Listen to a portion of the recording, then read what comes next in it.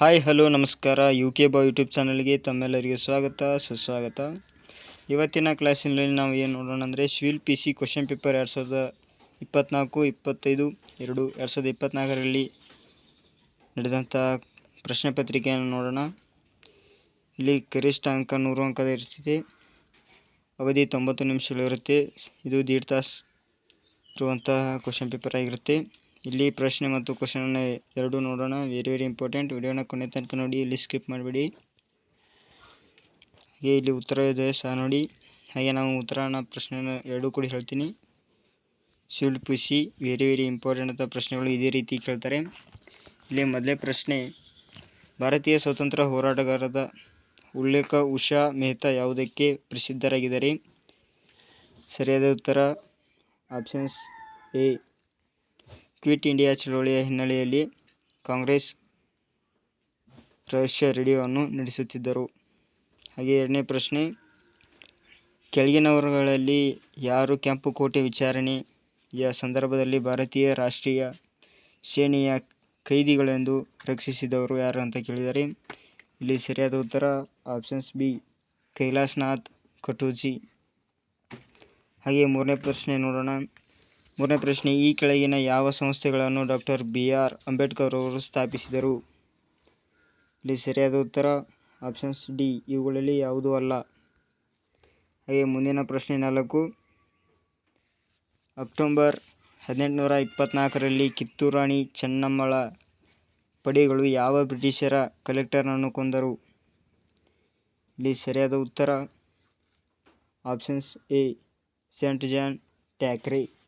ಸರಿಯಾದ ಉತ್ತರ ಟ್ಯಾಕ್ರೆಯನ್ನು ಕೊಲ್ಲಲಾಯಿತು. ಹಾಗೆ ಐದನೇ ಪ್ರಶ್ನೆ ನೋಡೋಣ. ಐದನೇ ಪ್ರಶ್ನೆ, ಕೆಳಗಿನವುಗಳಲ್ಲಿ ಯಾರು ಕರ್ನಾಟಕದ ಖಾದಿ ಭಗೀರಥ ಎಂದು ಕರೆದಿದ್ದಾರೆ? ಆಪ್ಷನ್ ಸರಿಯಾಗಿ ನೋಡಿ. ಖಾದಿ ಭಗೀರಥ ಎಂದು ಯಾರನ್ನು ಕರೆದಿದ್ದಾರೆ ಅಂದರೆ ಇಲ್ಲಿ ಸರಿಯಾದ ಉತ್ತರ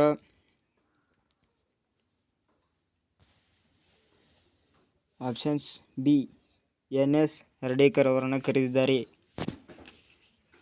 ಹಾಗೆ ಮುಂದಿನ ಪ್ರಶ್ನೆ 6 ನೋಡೋಣ.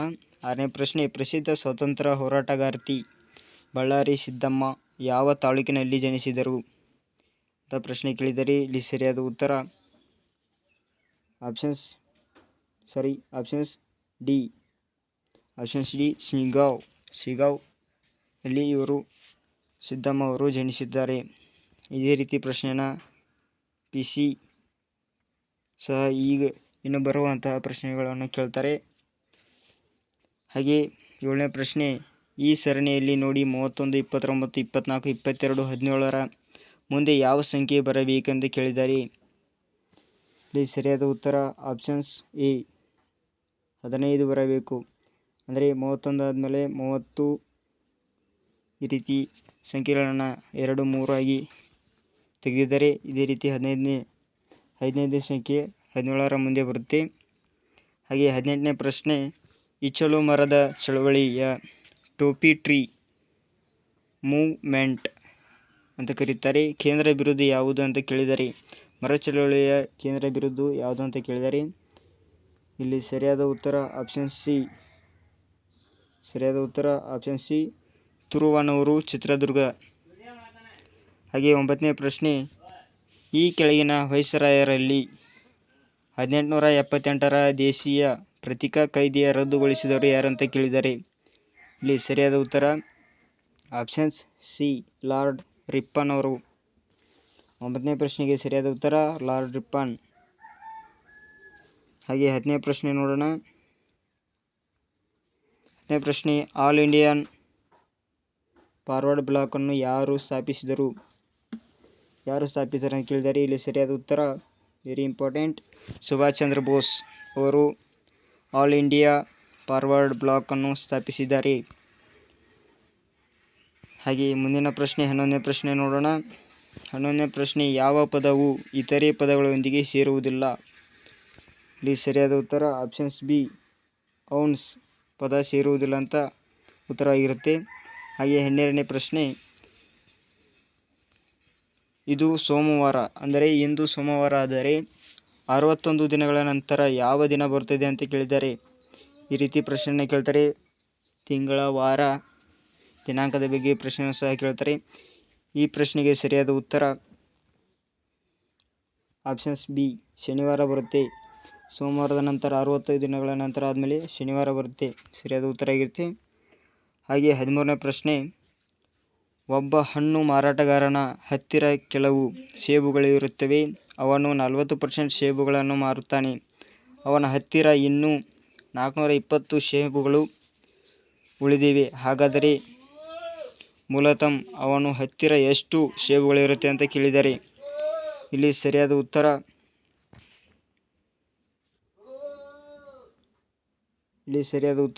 ಆಪ್ಷನ್ಸ್ ಬಿ ಆಗಿರುತ್ತೆ. ಆಪ್ಷನ್ಸ್ ಬಿ ಸರಿಯಾದ ಉತ್ತರ ಆಗಿದೆ. ಹಾಗೆ 14ನೇ ಪ್ರಶ್ನೆ, 7 ಪುರುಷರು ಮತ್ತು 6 ಮಹಿಳೆಯರ ಗುಂಪಿನಿಂದ ಒಂದು ಸಮಿತಿಯನ್ನು ರಚಿಸಲು 5 ವ್ಯಕ್ತಿಗಳನ್ನು ಆಯ್ಕೆ ಹೇಗೆ ಮಾಡಬೇಕು? ಈ ರೀತಿ ಒಂದನೇ ಪ್ರಶ್ನೆ ಆಗಿರುತ್ತೆ. ಹಾಗೆಯೇ ಅಂದರೆ ಸಮಿತಿಯಲ್ಲಿ ಕನಿಷ್ಠ 3 ಪುರುಷರು ಇರಬೇಕು. ಇದನ್ನು ಎಷ್ಟು ರೀತಿಯಲ್ಲಿ ಮಾಡಬಹುದು ಅಂತ ಕೇಳಿದ್ದಾರೆ. ಇಲ್ಲಿ ಸರಿಯಾದ ಉತ್ತರ ಆಪ್ಷನ್ ಡಿ 756 ಆಗಿರುತ್ತೆ. ಹಾಗೆ 15ನೇ ಪ್ರಶ್ನೆ, ಒಂದು ಧನಾತ್ಮಕ ಸಂಖ್ಯೆಯನ್ನು 17ರಿಂದ ಹೆಚ್ಚಿಸಿದಾಗ ಸಂಖ್ಯೆಯ ಪರಸ್ಪರ 60 ಪಟ್ಟು ಸಮವಾಗಿರುತ್ತದೆ. ಧನಾತ್ಮಕ ಸಂಖ್ಯೆಯನ್ನು ಗುರುತಿಸಿ ಅಂತ ಕೇಳಿದರೆ ಇಲ್ಲಿ ಸರಿಯಾದ ಉತ್ತರ ಆಪ್ಷನ್ ಎ 3 ಆಗಿರುತ್ತೆ, ಧನಾತ್ಮಕ ಸಂಖ್ಯೆ. ಹಾಗೆ ಮುಂದಿನ ಪ್ರಶ್ನೆ 15ನೇ ಪ್ರಶ್ನೆ, ಪಿ ಮತ್ತು ಕ್ಯೂ ಸರಾಸರಿ ಮಾಸಿಕ ಆದಾಯ 5050 ಆಗಿರುತ್ತೆ. ಹಾಗೆ ಕ್ಯೂ ಮತ್ತು ಆರ್ನ ಸರಾಸರಿ ಮಾಸಿಕ ಆದಾಯ 6250 ಆಗಿದ್ದು, ಹಾಗೂ ಪಿ ಮತ್ತು ಆರ್ನ ಸರಾಸರಿ ಮಾಸಿಕ ಆದಾಯದ 5200. ಹಾಗಾದರೆ ಪಿನ ಮಾಸಿಕ ಆದಾಯ ಎಷ್ಟು ಅಂತ ಕೇಳಿದ್ದಾರೆ.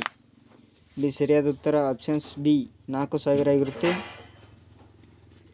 ಹಾಗೆ ಮುಂದಿನ ಪ್ರಶ್ನೆ 17, ಚೌಕದ ಬದಿಯನ್ನು ಅಳೆಯುವಾಗ 2% ಹೆಚ್ಚಿನ ದೋಷವನ್ನು ಮಾಡಬಹುದು ಅಂತ ಹೇಳಿದ್ದಾರೆ. ಹಾಗಾದರೆ ಚದರದ ಲೆಕ್ಕಾಚಾರದ ಪ್ರದೇಶದಲ್ಲಿನ ದೋಷದ ಶೇಕಡಾವಾರು ಎಷ್ಟು ಅಂತ ಕೇಳಿದ್ದಾರೆ. ಇಲ್ಲಿ ಸರಿಯಾದ ಉತ್ತರ ಎಷ್ಟು ಅಂತ ನೋಡಿ. ಸರಿಯಾದ ಉತ್ತರ ಆಪ್ಷನ್ಸ್ ಬಿ 2.02% ಆಗಿರುತ್ತೆ. ಹಾಗೆ ಮುಂದಿನ ಪ್ರಶ್ನೆ 18ನೇ ಪ್ರಶ್ನೆ, 6 ಗಂಟೆಗಳು ಪಟ್ಟಿಗೆ ಶಬ್ದ ಮಾಡಲು ಪ್ರಾರಂಭಿಸುತ್ತದೆ ಮತ್ತು ಕ್ರಮವಾಗಿ 2, 4, 6, 8, 10 ಮತ್ತು 12 ಸೆಕೆಂಡುಗಳ ಮಧ್ಯಂತರದಲ್ಲಿ ಶಬ್ದ ಮಾಡುತ್ತದೆ. ಅಂದರೆ 30 ನಿಮಿಷಗಳಲ್ಲಿ ಎಷ್ಟು ಬಾರಿ ಒಟ್ಟಿಗೆ ಶಬ್ದ ಮಾಡುತ್ತದೆ ಅಂತ ಕೇಳಿದ್ದಾರೆ. ಇಲ್ಲಿ ಸರಿಯಾದ ಉತ್ತರ ನೋಡಿ. ಆಪ್ಷನ್ಸ್ ಡಿ ಆಗಿರುತ್ತೆ. ಆಪ್ಷನ್ಸ್ ಡಿ 16 ಸರಿಯಾದ ಉತ್ತರ. ಹಾಗೆ 19ನೇ ಪ್ರಶ್ನೆ, ಒಂದೇ ಸ್ಥಿರ ದರದಲ್ಲಿ ಚಾಲನೆಯಲ್ಲಿರುವ 6 ಒಂದೇ ರೀತಿಯ ಯಂತ್ರಗಳು ಪ್ರತಿ ನಿಮಿಷಕ್ಕೆ ಒಟ್ಟು 270 ಬಾಟಲಿಗಳನ್ನು ಉತ್ಪಾದಿಸುತ್ತದೆ. ಇದೇ ದರದಲ್ಲಿ ಅಂತಹ 10 ಯಂತ್ರಗಳು 4 ನಿಮಿಷಗಳಲ್ಲಿ ಎಷ್ಟು ಬಾಟಲಿಗಳನ್ನು ಉತ್ಪಾದಿಸುತ್ತದೆ ಅಂತ ಕೇಳಿದ್ದಾರೆ. ಇಲ್ಲಿ ಸರಿಯಾದ ಉತ್ತರ ನೋಡಿ. ಇಲ್ಲಿ ಸರಿಯಾದ ಉತ್ತರ ಆಪ್ಷನ್ ಬಿ 1800 ಅಂತ ಕೇಳಿ 1800 ಸರಿಯಾದ ಉತ್ತರ ಆಗುತ್ತೆ. ಹಾಗೆ ಮುಂದಿನ ಪ್ರಶ್ನೆ 20, ಸೈಬರ್ ಅಪರಾಧಿಗಳನ್ನು ವರದಿ ಮಾಡಲು ಈ ಕೆಳಗಿನ ಯಾವ ಸಹಾಯವಾಣಿ ರಚಿಸಲಾಗಿದೆ? ಇಲ್ಲಿ ಸೈಬರ್ ಅಪರಾಧಿಯ ವರದಿ ಮೂಲಕ ಯಾವ ಸಹಾಯವಾಣಿ ರಚಿಸಲಾಗಿದೆ ಅಂತ ಕೇಳಿದ್ದಾರೆ. ಇಲ್ಲಿ ಸರಿಯಾದ ಉತ್ತರ ಆಪ್ಷನ್ ಬಿ 1930 ಸಹಾಯವಾಣಿ ಆಗಿರುತ್ತೆ. ಹಾಗೆ ಮುಂದಿನ ಪ್ರಶ್ನೆ 20ನೇ ಪ್ರಶ್ನೆ ಯಾವ ರೀತಿ ಇದೆ ಅಂತ ನೋಡಿ. ಎ ಮತ್ತು ಬಿ ಎರಡೂ ಪರೀಕ್ಷಾ ಕೊಠಡಿಗಳಲ್ಲಿ 10 ವಿದ್ಯಾರ್ಥಿಗಳು ಇದ್ದು ಎ ಮತ್ತು ಬಿಗೆ ಕಳುಹಿಸಿದರೆ ಪ್ರತಿ ಕೊಠಡಿಯಲ್ಲಿ ವಿದ್ಯಾರ್ಥಿಗಳ ಸಂಖ್ಯೆ ಆಗಿರುತ್ತದೆ. 20 ವಿದ್ಯಾರ್ಥಿಗಳು ಬಿ ಇಂದ ಎಗೆ ಕಳುಹಿಸಿದರೆ ಎನಲ್ಲಿರುವ ಸಂಖ್ಯೆ ಬಿನಲ್ಲಿರುವ ವಿದ್ಯಾರ್ಥಿಗಳ ಸಂಖ್ಯೆಗಿಂತ ದ್ವಿಗುಣವಾಗಿರುತ್ತೆ. ಹಾಗಾದರೆ ಎನಲ್ಲಿನ ವಿದ್ಯಾರ್ಥಿಗಳ ಸಂಖ್ಯೆ ಎಷ್ಟು ಅಂತ ಕೇಳಿದ್ದಾರೆ. ಇಲ್ಲಿ ಸರಿಯಾದ ಉತ್ತರ ನೋಡಿ ಯಾವುದು ಅಂತ ಹೇಳಿ. ಓಕೆ, ಇಲ್ಲಿ ಸರಿಯಾದ ಉತ್ತರ ಆಪ್ಷನ್ ಬಿ ಸರಿಯಾದ ಉತ್ತರ. 80 ವಿದ್ಯಾರ್ಥಿಗಳಾಗಿರ್ತಾರೆ ಎನಲ್ಲಿರುವ ವಿದ್ಯಾರ್ಥಿಗಳು. ಹಾಗೆ 22ನೇ ಪ್ರಶ್ನೆ, ಅರ್ಥಶಾಸ್ತ್ರದಲ್ಲಿನ GDP ಎಂದರೇನು ಅಂತ ಕೇಳಿದರೆ ಸರಿಯಾದ ಉತ್ತರ ನೋಡಿ ಯಾವುದಂತ. ಇಲ್ಲಿ ಸರಿಯಾದ ಉತ್ತರ option B, gross domestic product. ಹಾಗೆ 23ನೇ ಪ್ರಶ್ನೆ, ಎಷ್ಟು ಮಹಾರತ್ನ PSUಗಳಿವೆ? ಎಷ್ಟು ಮಹಾರತ್ನ PSUಗಳಿವೆ? ಇಲ್ಲಿ ಸರಿಯಾದ ಉತ್ತರ ಆಪ್ಷನ್ ಸಿ ಆಗಿರುತ್ತೆ. 13 ಮಹಾರತ್ನ PSUಗಳಿವೆ. PSU. ಹಾಗೆ 24ನೇ ಪ್ರಶ್ನೆ ನೋಡೋಣ. 24ನೇ ಪ್ರಶ್ನೆ, ಮಾಹಿತಿ ಹಕ್ಕು ಕಾಯ್ದೆ ಯಾವ ವರ್ಷದಲ್ಲಿ ಜಾರಿಗೆ ಬಂದಿತ್ತು ಅಂತ ಕೇಳಿದ್ದಾರೆ. ಇಲ್ಲಿ ಮಾಹಿತಿ ಹಕ್ಕು, ಇಲ್ಲಿ ಸರಿಯಾದ ಉತ್ತರ ನೋಡಿ. ಸರಿಯಾದ ಉತ್ತರ ಆಪ್ಷನ್ಸ್ ಸಿ, 2005ರಲ್ಲಿ ಮಾಹಿತಿ ಹಕ್ಕು ಜಾರಿಗೆ ಬಂದಿತ್ತು. ಹಾಗೆ 25ನೇ ಪ್ರಶ್ನೆ, DSLR ಕ್ಯಾಮ್ರಾದಲ್ಲಿ DSLR ಎಂದರೇನಂತ ಕೇಳಿದ್ದಾರೆ. ಇಲ್ಲಿ ಸರಿಯಾದ ಉತ್ತರ ನೋಡಿ ಯಾವುದು. ಇಲ್ಲಿ ಸರಿಯಾದ ಉತ್ತರ B, digital single lens reflex ಎಂದರ್ಥ. ಹಾಗೆ 22ನೇ ಪ್ರಶ್ನೆ ನೋಡೋಣ. 22ನೇ ಪ್ರಶ್ನೆ, ಪುಸ್ತಕವಾಗಿ ನಂತರ ಪ್ರಕಟವಾದ ಪ್ರಸಿದ್ಧ ಭಾಷಣ ಅನಿಹಿಲೇಷನ್ ಆಫ್ ಕಾಸ್ಟ್ ಬರೆದವರು ಯಾರಂತ ಕೇಳಿದ್ದಾರೆ. ಇಲ್ಲಿ ಸರಿಯಾದ ಉತ್ತರ option B, doctor BR Ambedkar ಅವರು ಈ ಭಾಷಣವನ್ನು ಬರೆದಿದ್ದಾರೆ. ಹಾಗೆ 27ನೇ ಪ್ರಶ್ನೆ ನೋಡೋಣ. 27ನೇ ಪ್ರಶ್ನೆ, ಕೆಳಗಿನ ಯಾವ ಪ್ರಾಧಿಕಾರವು ದೇಶದಲ್ಲಿ ವಿಮಾ ಕ್ಷೇತ್ರವನ್ನು ನಿಯಂತ್ರಿಸುತ್ತದೆ ಅಂತ ಕೇಳಿದ್ದಾರೆ. ಇಲ್ಲಿ ಸರಿಯಾದ ಉತ್ತರ ಆಪ್ಷನ್ ಬಿ, IRDAI. ಇದು ಸರಿಯಾದ ಉತ್ತರ ಆಗಿರುತ್ತೆ. ವಿಮಾ ಕ್ಷೇತ್ರದಲ್ಲಿ ನಿಯಂತ್ರಿಸುತ್ತದೆ. ಹಾಗೆ 28ನೇ ಪ್ರಶ್ನೆ ನೋಡೋಣ. ಮುಂದಿನ ಪ್ರಶ್ನೆ 28, ಇತ್ತೀಚೆಗೆ ಮುಕ್ತಾಯಗೊಂಡ ಆಸ್ಟ್ರೇಲಿಯನ್ ಓಪನ್ 2024ರ ಚಾಂಪಿಯನ್ಶಿಪ್ ರೋಹನ್ ಬೋಪನ್ ಅವರು ಡಬಲ್ ಜೊತೆ ಆಟಗಾರರ ಎಂದು ಹೇಳಿದ್ದಾರೆ. ಅಂದರೆ ಇವರು ಯಾವ ಆಟಗಾರರಂತ ಇಲ್ಲಿ ಕೇಳಿದ್ದಾರೆ. ಇಲ್ಲಿ ಸರಿಯಾದ ಉತ್ತರ ನೋಡೋಣ. ಸರಿಯಾದ ಉತ್ತರ ಆಪ್ಷನ್ ಬಿ, ಮ್ಯಾಥ್ಯೂ ಎಬೆಲ್ಡನ್. ಹಾಗೆ ಮುಂದಿನ ಪ್ರಶ್ನೆ 29ನೇ ಪ್ರಶ್ನೆ, ಈ ಪರೀಕ್ಷೆಗೆ ಕನಿಷ್ಠ ಅರ್ಹತೆ ಒಂದಾಗಿ ಸೂಚಿಸಲಾದ ರಿನ್ನಿ ಪರೀಕ್ಷೆಯು ಇದಕ್ಕೆ ಸಂಬಂಧಿಸಿದೆ. ಈ 4 ಆಪ್ಷನ್ನಲ್ಲಿ ಯಾವುದಕ್ಕೆ ಸಂಬಂಧಿಸಿದೆ ಅಂತ ಕೇಳಿದ್ದಾರೆ. ಇಲ್ಲಿ ಸರಿಯಾದ ಉತ್ತರ ಸಿ, ಶ್ರವಣ ಪರೀಕ್ಷೆಗೆ ರಿನ್ನಿ ಪರೀಕ್ಷೆ ಇದಕ್ಕೆ ಸರಿಯಾದ ಉತ್ತರ ಆಗಿದೆ, ಶ್ರವಣ. ಹಾಗೆ 30ನೇ ಪ್ರಶ್ನೆ, ಈ ಕೆಳಗಿನ ದೇಶಗಳಲ್ಲಿ ಯಾವುದು ಇನ್ನೂ ಮಹಿಳೆಯರನ್ನು ಸರ್ಕಾರದ ಮುಖ್ಯಸ್ಥೆಯಾಗಿ ಆಯ್ಕೆ ಮಾಡಿಲ್ಲ ಅಂತ ಕೇಳಿದ್ದಾರೆ. ಯಾವ ದೇಶ ನೋಡಿ ಮಹಿಳೆಯರನ್ನು ಸರ್ಕಾರಕ್ಕೆ ಆಯ್ಕೆ ಮಾಡಿಲ್ಲ. 30ನೇ ಪ್ರಶ್ನೆ ಸರಿಯಾದ ಉತ್ತರ ಆಪ್ಷನ್ ಡಿ, ಯುನೈಟೆಡ್ ಸ್ಟೇಟ್ಸ್. ಹಾಗೆ 31ನೇ ಪ್ರಶ್ನೆ ಮುಂದಿನ ಪ್ರಶ್ನೆ ಆಗಿದ್ದು, ಇಲ್ಲಿ 31ನೇ ಪ್ರಶ್ನೆ, ಭಾರತದ ಸಂವಿಧಾನ ಪೀಠಿಕೆಯಲ್ಲಿ ಭಾರತೀಯ ಸಂವಿಧಾನದಲ್ಲಿನ ತನ್ನ ಎಲ್ಲ ನಾಗರಿಕರಿಗೆ ಯಾವ ಸ್ವಾತಂತ್ರ್ಯವನ್ನು ಪಡೆಯಲು ಶ್ರಮಿಸುತ್ತದೆ. ಇಲ್ಲಿ ಸರಿಯಾದ ಉತ್ತರ ಇವುಗಳಲ್ಲಿ ಯಾವುದು ಅಲ್ಲ ಅಂತ ಕೇಳಿ ಉತ್ತರ ಆಗಿರುತ್ತೆ. ಹಾಗೆ 32ನೇ ಪ್ರಶ್ನೆ, ಇತ್ತೀಚೆಗೆ ಸುದ್ದಿಯಲ್ಲಿರುವ JN1 ರೂಪಾಂತರವು ಯಾವುದಕ್ಕೆ ಸಂಬಂಧಿಸಿದೆ. ಅಂದರೆ JN1 ಯಾವುದಕ್ಕೆ ಸ್ವರೂಪವಾಗಿದೆ ಅಂತ ಕೇಳಿದರೆ. 32ನೇ ಪ್ರಶ್ನೆ, ಇಲ್ಲಿ ಸರಿಯಾದ ಉತ್ತರ ಆಪ್ಷನ್ ಡಿ, ಇವುಗಳಲ್ಲಿ ಯಾವುದೂ ಅಲ್ಲ. ಹಾಗೆ ನೆಕ್ಸ್ಟ್ ಪ್ರಶ್ನೆ 33, ಕೆಳಗಿನವುಗಳಲ್ಲಿ ಯಾವುದು ಮೂಲಭೂತ ಹಕ್ಕು ಆಗಿದೆ? ಇಲ್ಲಿ ಸರಿಯಾದ ಉತ್ತರ ಆಪ್ಷನ್ ಡಿ, ಇವುಗಳಲ್ಲಿ ಯಾವುದೂ ಅಲ್ಲ, ಮೂಲಭೂತ ಹಕ್ಕು ಆಗೇ ಇಲ್ಲ.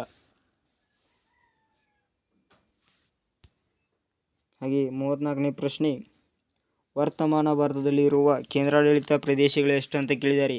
Option C 8 ಪ್ರಶ್ನೆಗಳಾಗಿರುತ್ತವೆ. ಹಾಗೆ 35ನೇ ಪ್ರಶ್ನೆ, ಭಾರತದ ಉಪ ಮತ್ತು ರಾಷ್ಟ್ರಪತಿ ಯಾರು? ಉಪ ಮತ್ತು ರಾಷ್ಟ್ರಪತಿ ಯಾರಂತ ಕೇಳಿದ್ದಾರೆ. ಇಲ್ಲಿ ಸರಿಯಾದ ಉತ್ತರ ಆಪ್ಷನ್ ಎ, ಜಗದೀಪ್ ಧನ್ಖಡ್. ಹಾಗೆ 36ನೇ ಪ್ರಶ್ನೆ, ಮುಂದಿನ ಪ್ರಶ್ನೆ, ಒಂದು ನಗರದಲ್ಲಿನ ಪೊಲೀಸ್ ಮತ್ತು ನಾಗರಿಕರ ಅನುಪಾತ 3:11 ಆಗಿದ್ದು 66 ಪೊಲೀಸರು ಇದ್ದರೆ ನಗರದಲ್ಲಿ ಎಷ್ಟು ನಾಗರಿಕರಿದ್ದಾರೆ ಅಂತ ಕೇಳಿದ್ದಾರೆ. ಸರಿಯಾದ ಉತ್ತರ ಬಿ, 242 ನಗರಗಳಲ್ಲಿ ನಾಗರಿಕರಿದ್ದಾರೆ. ಹೀಗೆ 37ನೇ ಪ್ರಶ್ನೆ, ಬ್ಯಾಕ್ಟೀರಿಯಾ ಕೋಶವು ಪ್ರತಿ ನಿಮಿಷಕ್ಕೆ ದ್ವಿಗುಣಗೊಳ್ಳುತ್ತದೆ ಮತ್ತು ಕಪ್ಪನ್ನು ತುಂಬಲು 72 ನಿಮಿಷಗಳನ್ನು ತೆಗೆದುಕೊಂಡರೆ ಕಪ್ನ ಕಾಲು ಭಾಗವನ್ನು ತುಂಬಲು ಎಷ್ಟು ಸಮಯ ತೆಗೆದುಕೊಳ್ಳುತ್ತೆ ಅಂತ ಕೇಳಿದರೆ ಇಲ್ಲಿ ಸರಿಯಾದ ಉತ್ತರ ಆಪ್ಷನ್ ಡಿ, 70 ನಿಮಿಷ. ಹಾಗೆ 38ನೇ ಪ್ರಶ್ನೆ, ಒಂದು ರೈಲು ಗಂಟೆಗೆ 60 ಕಿಲೋಮೀಟರ್ ವೇಗದಲ್ಲಿ ಚಲಿಸುತ್ತದೆ. ಅದು 2 ಗಂಟೆಗೆ 45 ನಿಮಿಷಗಳಲ್ಲಿ ಎಷ್ಟು ದೂರ ಪ್ರಯಾಣಿಸುತ್ತದೆ ಅಂತ ಕೇಳಿದ್ದಾರೆ. 38ನೇ ಪ್ರಶ್ನೆಗೆ ಸರಿಯಾದ ಉತ್ತರ ಆಪ್ಷನ್ ಸಿ, 165 ದೂರ ಪ್ರಯಾಣಿಸುತ್ತದೆ. ಹಾಗೆ 39ನೇ ಪ್ರಶ್ನೆ, ಸರಿ ಉತ್ತರವನ್ನು ಆರಿಸಿ ಬರೆಯಿರಿ ಅಂತ ಕೇಳಿದ್ದಾರೆ. ಇಲ್ಲಿ ಪ್ರಶ್ನೆ ಯಾವ ರೀತಿ ಅಂತ ಸರಿಯಾಗಿ ನೋಡೋಣ. ರಮೇಶ್ ಕಲಬುರಗಿಯಿಂದ ಹೈದರಾಬಾದ್ ಕಡೆಗೆ 15 ಕಿಲೋಮೀಟರ್ ನೇರ ಮಾರ್ಗದಲ್ಲಿ ಮ್ಯಾರಥಾನ್ ಓಡಲು ಪ್ರಾರಂಭಿಸುತ್ತಾನೆ. ಅನಂತರ ಅವನು ಎಡಕ್ಕೆ ತಿರುಗಿ ಇನ್ನೂ 10 ಕಿಲೋಮೀಟರ್ ಓಡುತ್ತಾನೆ. ಅನಂತರ ಅವನು ಬಲಕ್ಕೆ ತಿರುಗಿ 5 ಕಿಲೋಮೀಟರ್ ಓಡುತ್ತಾನೆ. ಅವನು ಈಗ ಯಾವ ದಿಕ್ಕಿಗೆ ಮುಖ ಮಾಡಿದ್ದಾನೆಂದು ಕೇಳಿದ್ದಾರೆ. ಇಲ್ಲಿ ಸರಿಯಾದ ಉತ್ತರ ಆಪ್ಷನ್ ಎ, ಪೂರ್ವ ದಿಕ್ಕಿಗೆ ಮುಖ ಮಾಡಿದ್ದಾನೆ. ಈ ರೀತಿ ಪ್ರಶ್ನೆಯನ್ನು ಹೆಚ್ಚಾಗಿ ಕೇಳ್ತಾರೆ. ಹಾಗೆ ವಿಡಿಯೋನ ಕೊನೆ ತನಕ ನೋಡಿ, ಎಲ್ಲೂ ಸ್ಕಿಪ್ ಮಾಡಬೇಡಿ. ಹಾಗೆ ನಮ್ಮ ಚಾನಲ್ ಸಪೋರ್ಟ್ ಮಾಡಿ, ಸಬ್ಸ್ಕ್ರೈಬ್ ಮಾಡ್ಕೊಳ್ಳಿ. ಹಾಗೆ ನಿಮ್ಮ ಸ್ನೇಹಿತರಿಗೆ ವಿಡಿಯೋನ ಶೇರ್ ಮಾಡಿ. ಈ ರೀತಿ ಹೊಸ ವಿಡಿಯೋಗಳನ್ನು ಹಾಕ್ತಾ ಇರ್ತೀವಿ. ಹಾಗೆ 40ನೇ ಪ್ರಶ್ನೆ ನೋಡೋಣ. ಈ ಕೆಳಗಿನವುಗಳಲ್ಲಿ ನಗರಗಳಲ್ಲಿ ಯಾವುದು ವಿಮಾನ ನಿಲ್ದಾಣ ಹೊಂದಿಲ್ಲ ಅಂತ ಕೇಳಿದ್ದಾರೆ. ಇಲ್ಲಿ ಸರಿಯಾದ ಉತ್ತರ ಆಪ್ಷನ್ ಸಿ, ಹಾಸನದಲ್ಲಿ ವಿಮಾನ ನಿಲ್ದಾಣ ಹೊಂದಿಲ್ಲ.